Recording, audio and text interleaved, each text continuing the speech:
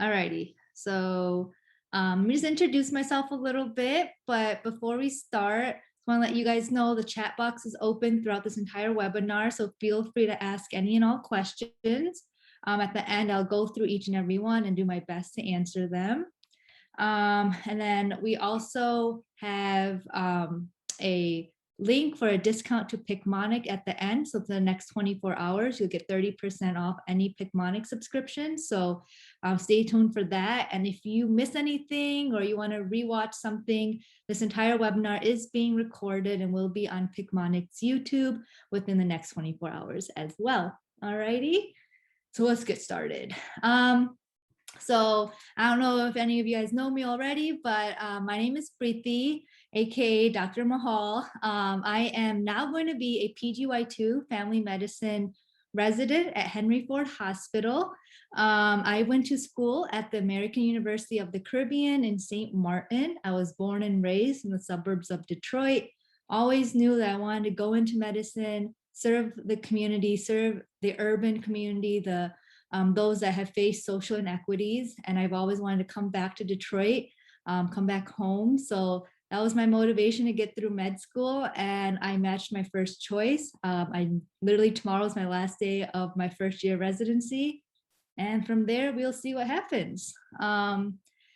So today what we're gonna do is kind of talk about Picmonic, how it can be used in studying. I'll talk about question banks, how I kind of studied for step one. I'll even touch base on the other steps as well if you guys, USMLE, sorry, if you guys have kind of questions about that.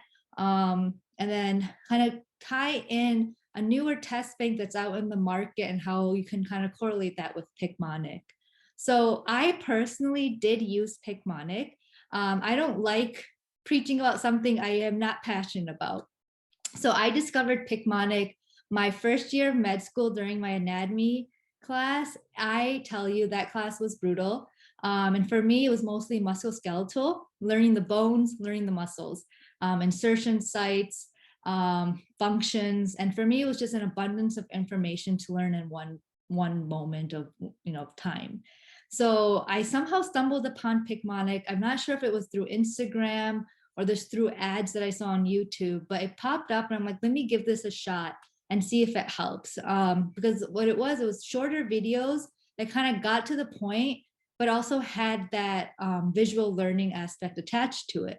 So I watched one of their first videos, and it was the muscles of the thighs. I still remember it to this day. Do I remember the muscles? Yes. Do I remember the video? Kind of. But I was like, oh, in 2 minutes, I've learned all the muscles and the functions of the thigh. So I kind of kept that going, and I actually ended up honoring my anatomy class.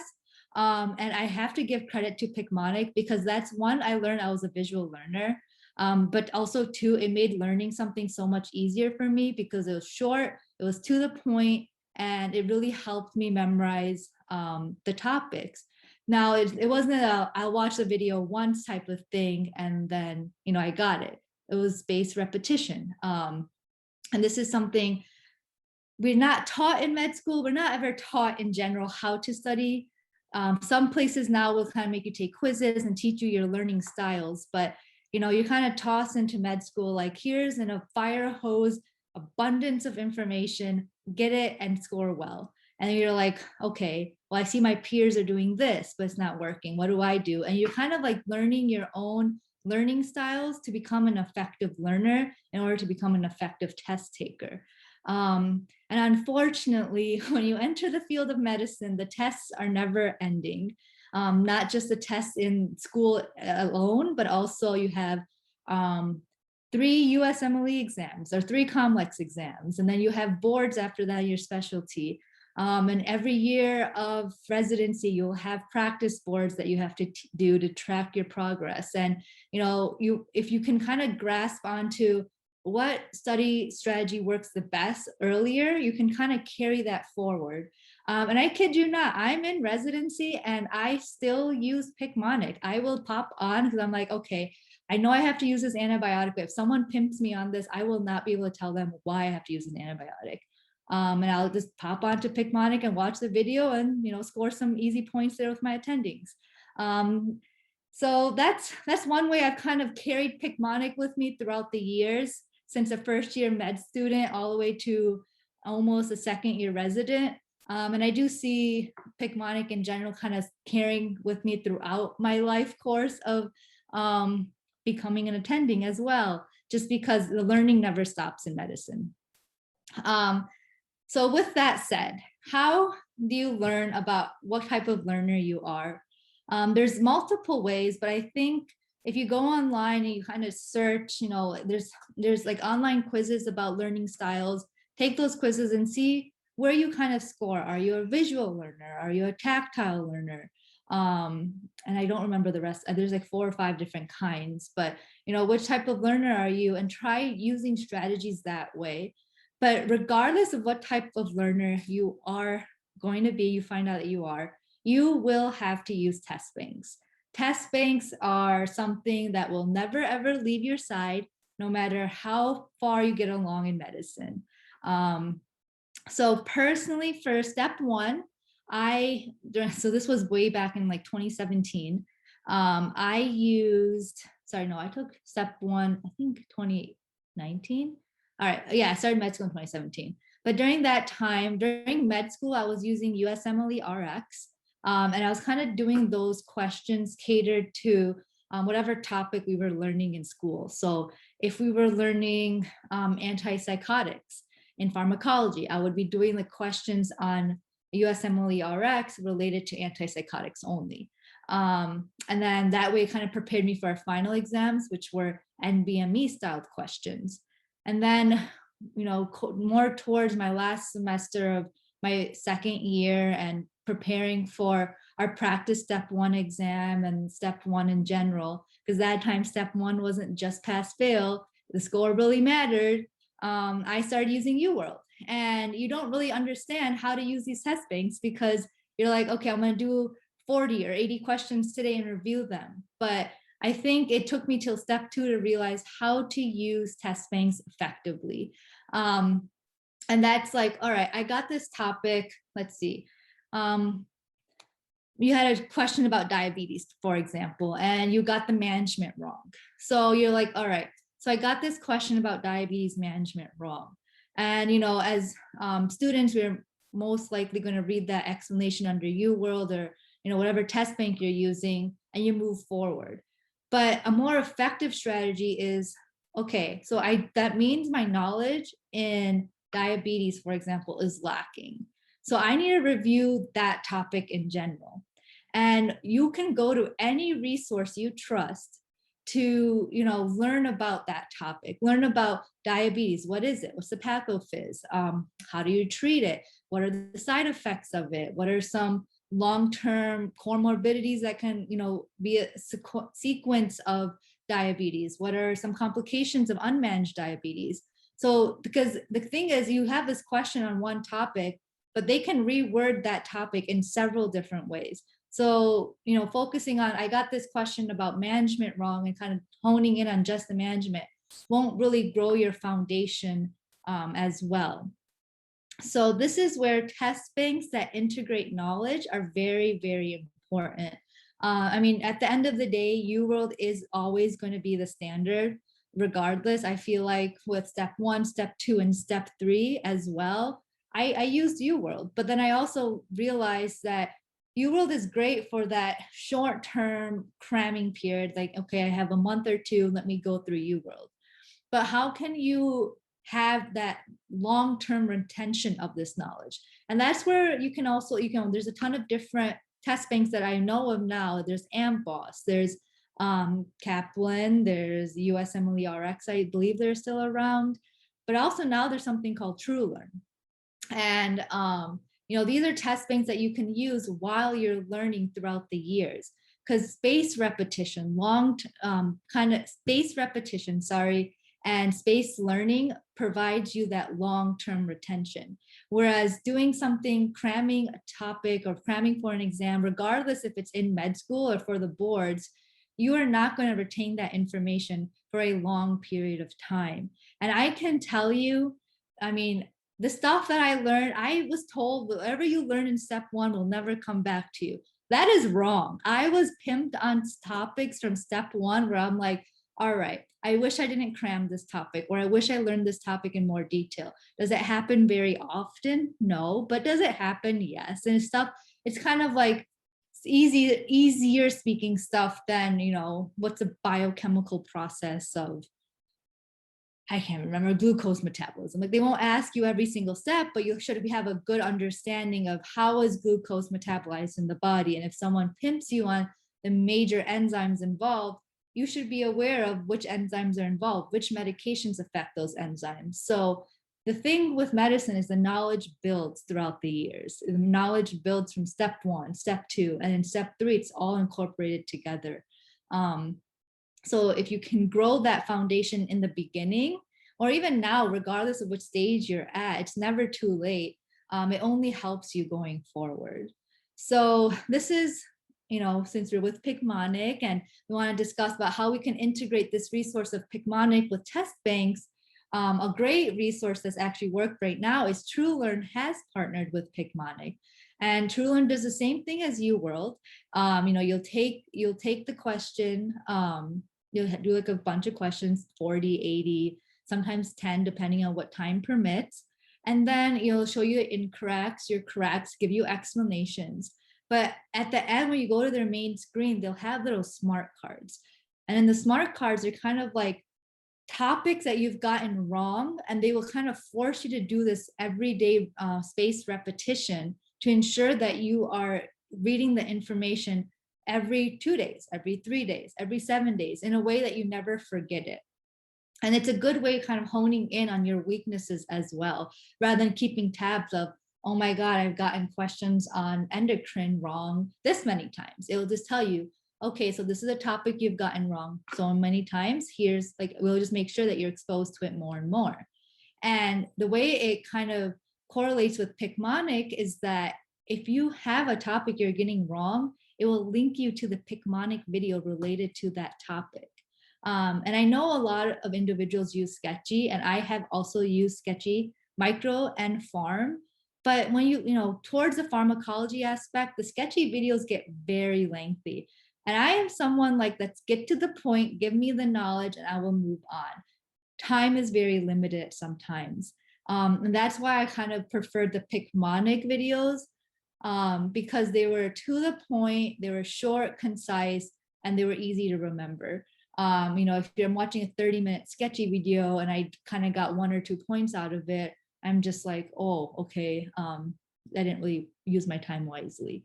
Whereas if I have to watch a 3-minute video about something on Picmonic 3 times, that's using 9 minutes, and I'm fine. So I kind of appreciate the integration of TrueLearn and Picmonic, because it's kind of giving you that visual education related to the questions. And at the same time, it's not limiting you to that one question regarding that one topic. Going back to that diabetes example, if you got that diabetes management question wrong, it'll link you to everything related to that system or that topic on Picmonic. So it helps you integrate all of that information and really grow your foundation and that strength in questions. And I wasn't familiar with TrueLearn until this webinar. Actually, I was like, oh, what is this? I've kind of heard it mentioned here and there with influencers, but I've never really looked into it. And as a resident, we do have to take practice boards every year. And for family medicine, that's usually in every October. So, I've been a lazy intern. I haven't really been studying. I've just been working my life away. And this gave me a reason to hop on TrueLearn. And I was like, oh, they have a section for family medicine boards. So I got a free trial. And I'm like, let me check this out, because I am not going to preach about something I wouldn't want to use myself. And I did about 15, 16 questions, and I realized this is something that I would actually like to use to study for my practice boards. So I'm actually going to invest in TrueLearn for my boards. So that's why I find it extremely important to really have that. And this is going to give me that opportunity to have that spaced learning until October.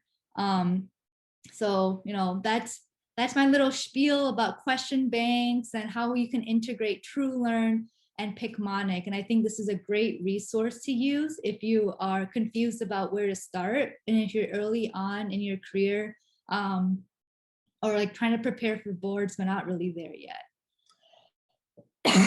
Excuse me. So I think for me, the best schedule that worked was my first year when I was doing my dedicated. I did like 40 to 60 questions a day. I didn't want to overwhelm myself. And did practice questions practice exams once every 2 weeks. And then in step 2, I just did questions as much as I could because I was doing rotations. So if I could do, I don't know, like 10 questions a day, I thought that was a success. But don't overburden yourself. Quality study is better than quantity study. So if you can't get through the 5,000, however many questions there are in a question bank before an exam, that's fine. If you are scoring well in practice exams, if you are averaging well on these practice questions, you're ready. Doesn't matter. The quantity that you complete doesn't really matter as much as the quality of the studying. And having that integration of studying really improves your quality of studying and your chances to succeed and perform well on exams. So, sorry guys, my throat dries up fast. Okay, so that is my little spiel about Picmonic, TrueLearn, UWorld, and studying in general.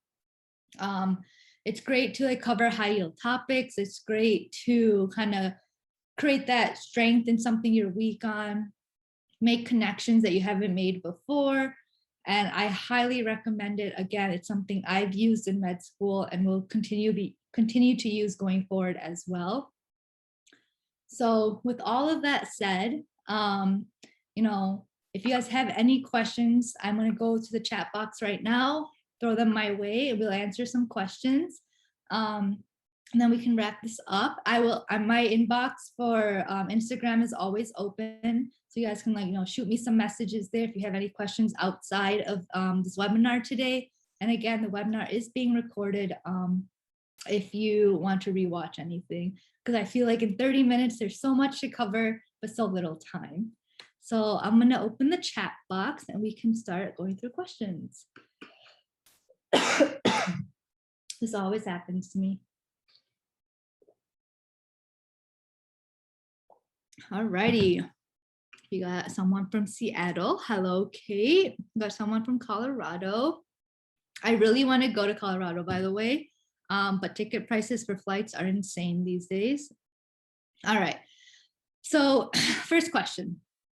Most of the students studying for USMLE Step 1 use UWorld, which has third order questions. The type you see on board exams, highly recommended. Yes, and also Step 1 has primary, secondary, and tertiary style questions.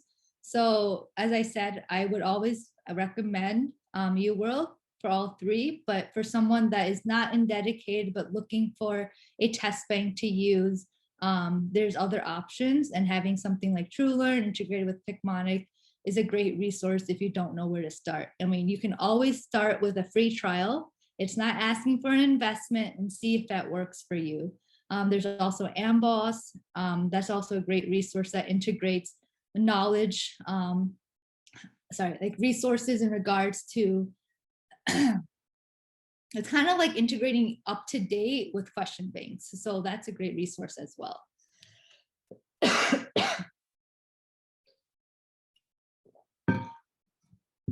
Yep, Sketchy doesn't have questions like Picmonic. So a statement that was made is that Picmonic doesn't have all the topics in Step 1, and if they upgrade all topics will be helpful.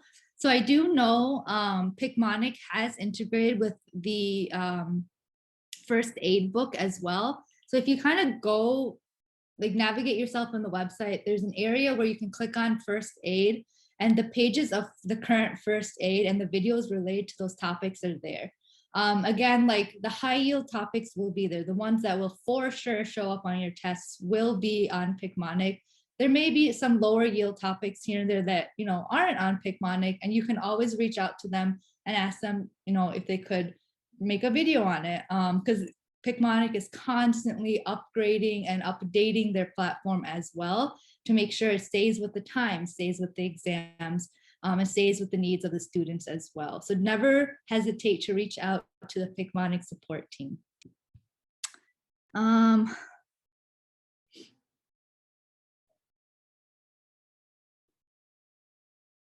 Alrighty, yep.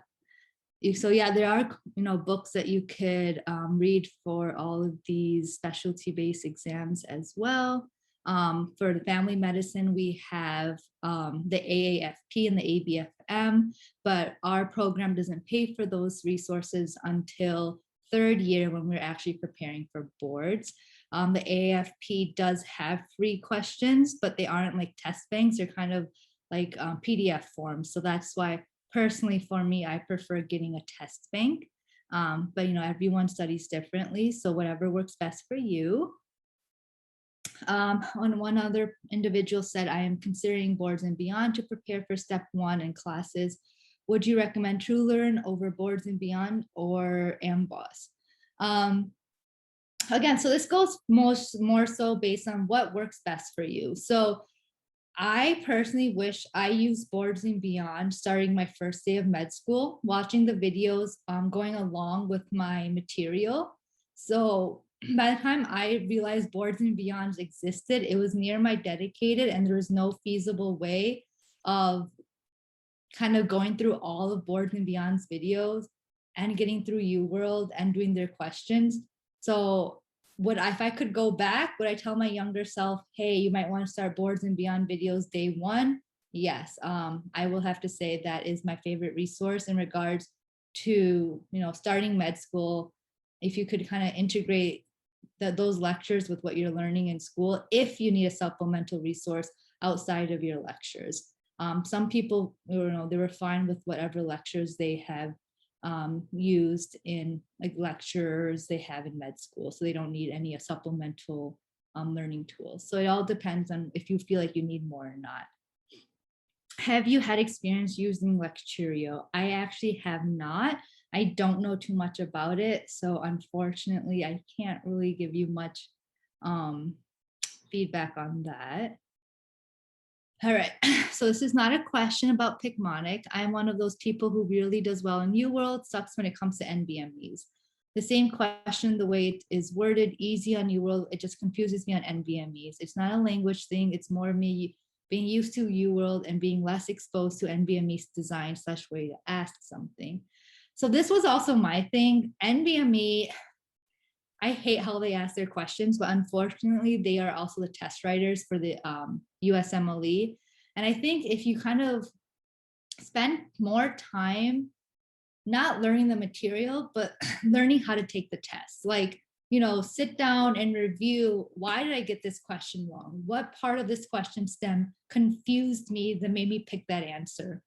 Because the more you get exposed to NBME style questions, the more you kind of realize their pattern. So I think in that situation, I would just do more NBME questions if it's NBME, like their language style or their way of writing questions that's kind of throwing you off, only because like that they are the test writers. So you will see questions written that way on step 1, 2, and 3. Will this be recorded and sent to us? Yes, you will be getting an email in about 24 hours and this will be recorded.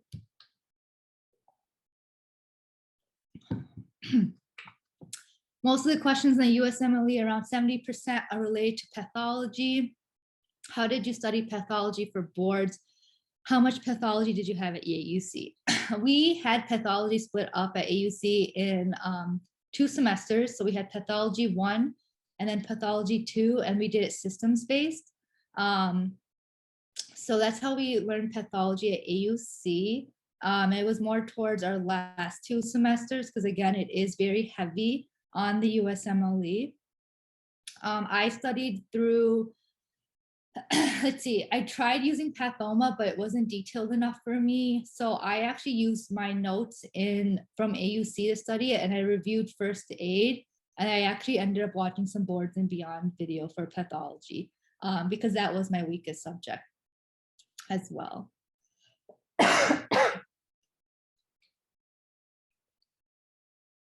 Oh my God. Okay. So example, you need to label the Broca zone, and in UWorld, they're describing the speech with the poorly expressed thought, and it does make sense. But in NBME, it's described as a grammar speech, which I've never seen that term before. Yeah, I wish we could give feedback to the NBMEs.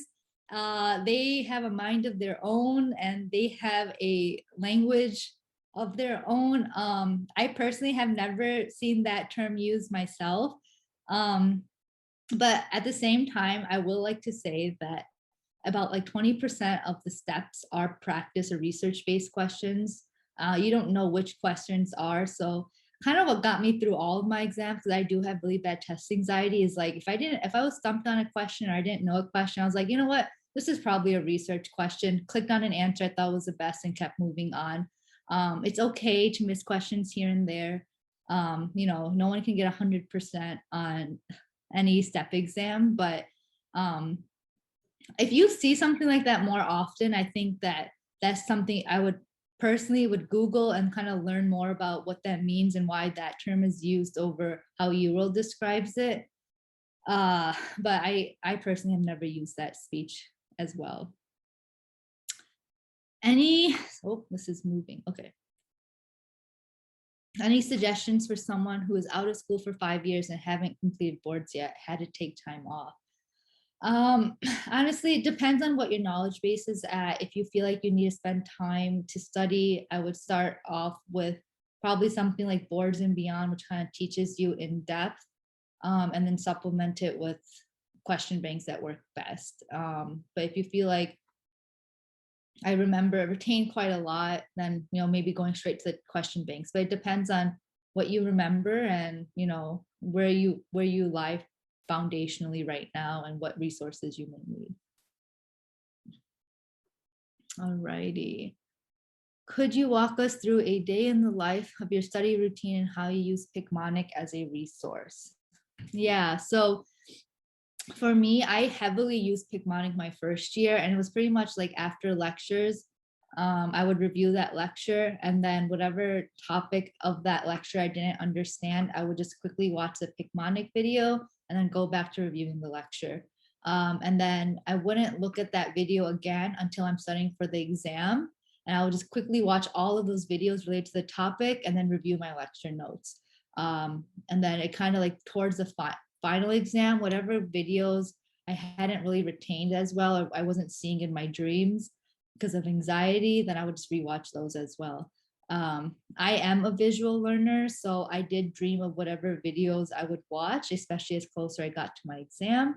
So again, like take this all with a grain of salt, because Picmonic and Sketchy work best for me because I know I'm a visual learner. So again, what works best for you may not work best for others, and vice versa. Okay. So this individual has stated that the questions in the Lecturio QBank better match NBME style questions than UWorld questions, in my opinion. I started using Lecturio when I started med school. It's a great investment and much cheaper than UWorld. Try a free trial and judge for yourself. Well, thank you. And then for that person that asked the question about Lecturio, yeah, try the free trial, and this is great. So if you have more concerns about NBME style questions, that's a great resource to go to. So thank you for sharing that. For step 2 CK, which subject do you recommend for Picmonic? Any other videos for step 2 CK? So for the CK portion, I will be honest, because I was COVID hit during, we had Hurricane Irma and then COVID. So my med school time was natural disaster, one after the other. So COVID hit. So my entire schedule for my third year was pushed. So I was in my surgery rotation for while I was studying for step 2 CK.